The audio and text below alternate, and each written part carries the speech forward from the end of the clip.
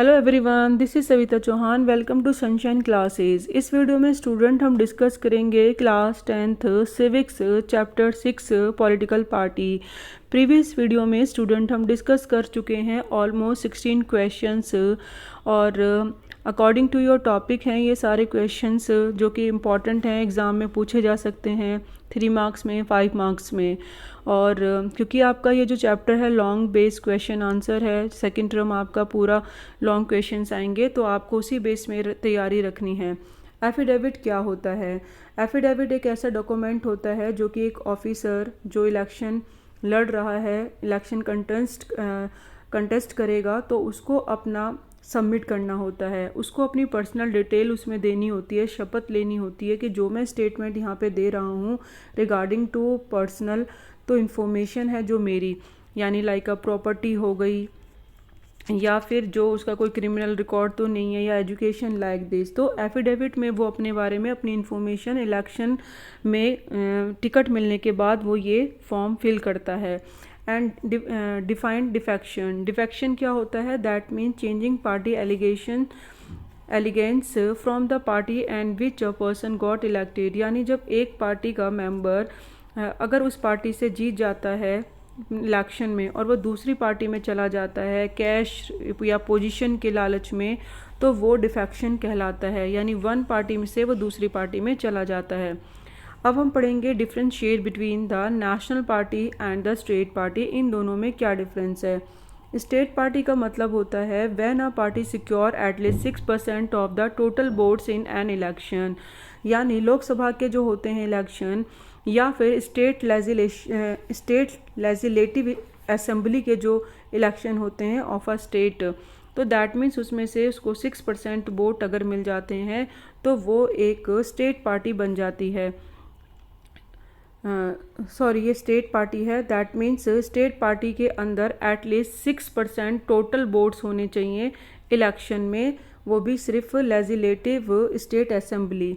लोकसभा में होता है कि जो नेशनल पार्टी है उसमें लोकसभा की ज़रूरत पड़ती है इलेक्शन में 6% की, बट अगर स्टेट पार्टी की बात कर रहे हैं तो दैट मीन्स यहाँ पे सिर्फ उसको स्टेट इलेक्शन के अंदर क्या चाहिए, 6% वोट चाहिए और एटलीस्ट 2 सीट्स चाहिए रिकॉग्नाइज अपनी पार्टी को स्टेट पार्टी कराने के लिए। स्टेट पार्टी को रीजनल पार्टी के नाम से भी जाना जाता है, यानी जितने भी स्टेट के अंदर सीट्स हैं उसमें से 2 सीट होनी चाहिए अगर स्टेट इलेक्शन हो रहे हैं पर्टिकुलर, चाहे वो मध्य प्रदेश है, छत्तीसगढ़ है।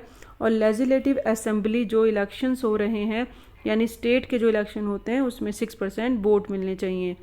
और अगर हम नेशनल पार्टी की बात करें तो दैट मीन्स नेशनल पार्टी का मतलब है कि जो लोकसभा के इलेक्शन हो रहे हैं या असेंबली इलेक्शंस हो रहे हैं स्टेट के, इन 4 स्टेट्स में कम से कम उसको 6% वोट मिले हों अगर असेंबली के इलेक्शन हो रहे हैं, और लोकसभा के इलेक्शन हैं तो उसको कम से कम 6% वोट मिलने चाहिए। और win at least 4 seat in the Lok Sabha is recognise as a national party. और इसके साथ साथ इन दोनों में तो चॉइस है कि स्टेट के अंदर 4 स्टेट में उसको जो स्टेट के इलेक्शंस होंगे असेंबली इलेक्शन में उसमें उसको कम से कम 6% वोट मिले, या फिर लोकसभा के जो इलेक्शंस हैं उसमें 6% उसको वोट मिले। तो ये तो चॉइस है, इनमें से एक होना चाहिए। और साथ में प्लस एक ये और एक ये, यानी 4 सीट्स लोकसभा के अंदर मिलनी चाहिए लोकसभा के इलेक्शन में। कम से कम जो 43 सीट्स हैं उसमें से कम कितनी सीट चाहिए? एक नेशनल पार्टी बनने के लिए लोकसभा के इलेक्शन में 4 सीट्स भी चाहिए, तो वो recognise as a national party बन जाएगी। तो नेशनल पार्टी को हम रिकॉग्नाइज पार्टी के नाम से भी जानते हैं, क्योंकि जो इलेक्शन कमीशन है उसको कुछ पार्टी को नेशनल पार्टी, जो आज 8 नेशनल पार्टीज़ हैं, उन्हें कुछ स्पेशल अथॉरिटी देता है, स्पेशल पावर देता है, क्योंकि वो क्या है, नेशनल पार्टी हैं। Next question is describe the important of regional parties. आज रीजनल पार्टीज़ हमारे लिए इतना ज़्यादा इम्पोर्टेंट्स क्यों हैं? और अगर हम पहले की बात देखें 1996 से पहले, तो उस टाइम पे जो कांग्रेस पार्टी थी मेजॉरिटी से जीतती थी और इतना उस टाइम पे रीजनल पार्टीज़ की कोई वैल्यू नहीं थी।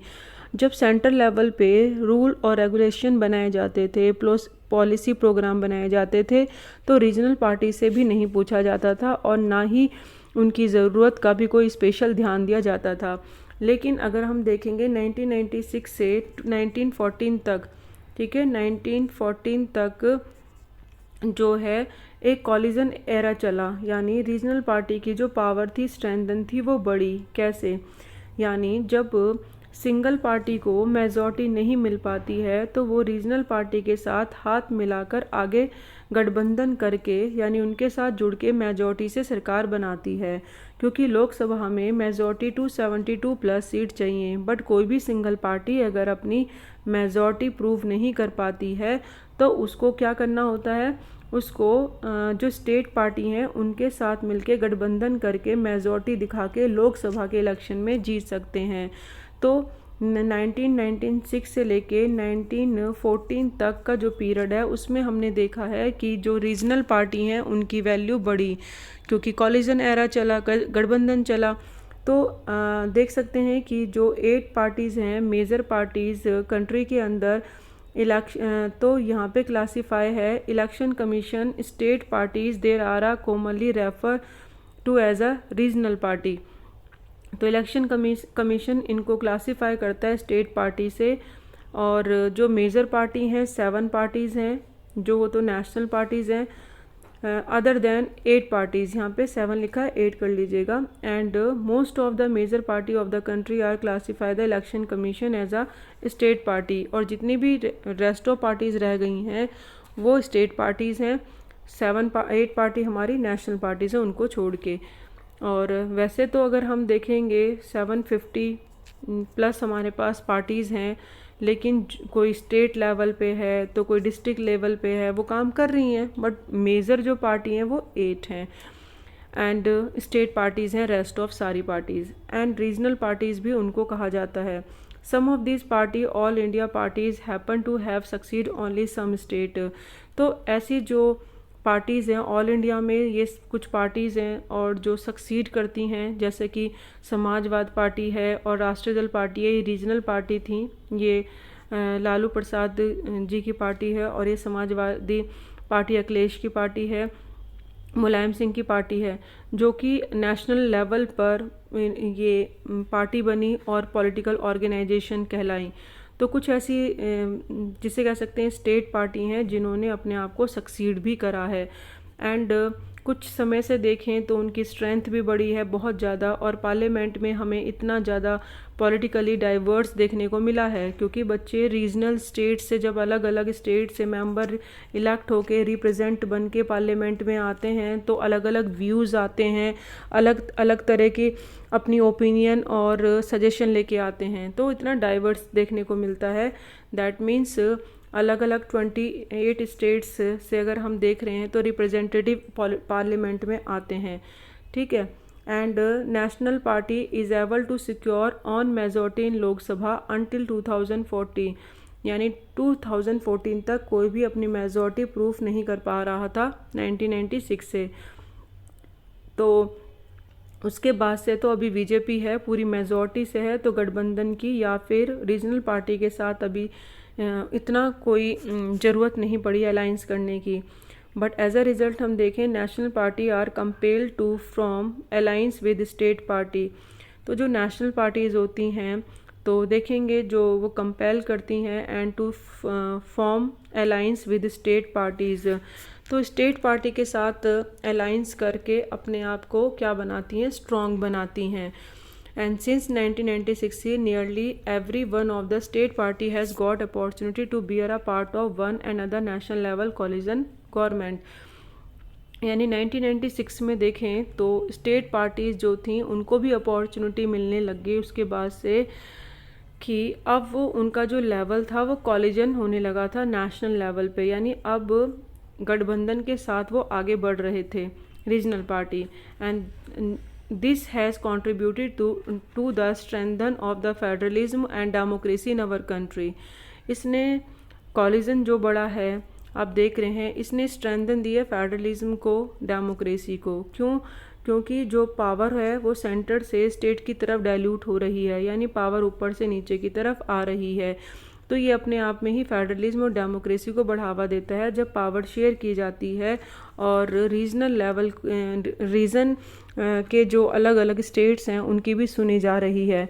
क्योंकि जब पहले कॉलिजन का एरा नहीं था 1996 से पहले, तो स्टेट की इतनी ज़्यादा पावर नहीं थी, बट अब ऑलरेडी पावर इतनी ज़्यादा है कि सेंटर को उनके साथ मिलके काम करना पड़ता है। तो पहले से रिलेशंस अच्छे हुए हैं और पहले से स्टेट और सेंटर मिलके ज़्यादा काम कर रहे हैं, पावर ज़्यादा डाइल्यूट हो रही हैं।